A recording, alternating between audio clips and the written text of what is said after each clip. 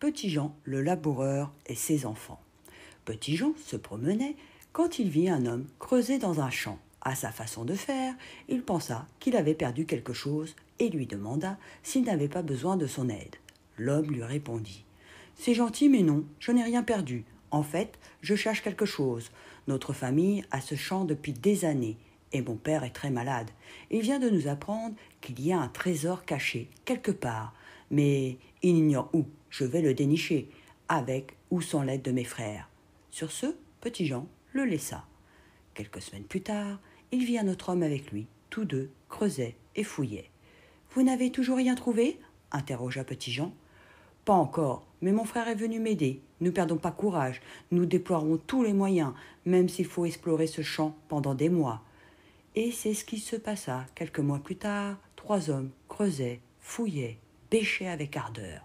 1 an plus tard, Petit Jean rencontra ses 3 frères souriants. « Vous avez découvert où était caché le trésor ?»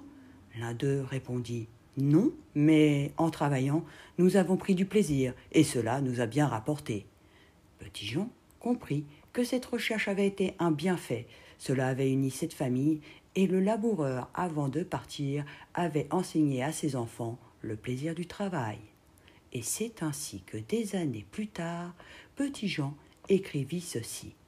Le laboureur et ses enfants. Travaillez, prenez de la peine, c'est le fond qui manque le moins. Un riche laboureur, sentant sa mort prochaine, fit venir ses enfants, leur parla sans témoin. Gardez-vous, leur dit-il, de vendre l'héritage que nous ont laissé nos parents. Un trésor est caché dedans.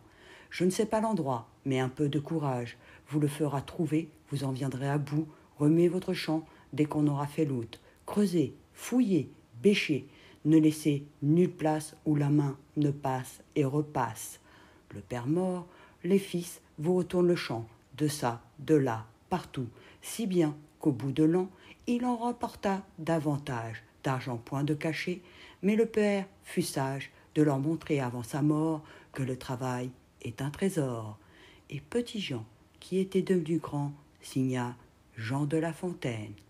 Aux petits, moyens, grands kiffs et aux adultes, merci d'avoir écouté une histoire écrite et racontée par Alexandra, et on se retrouve bientôt pour de nouvelles aventures.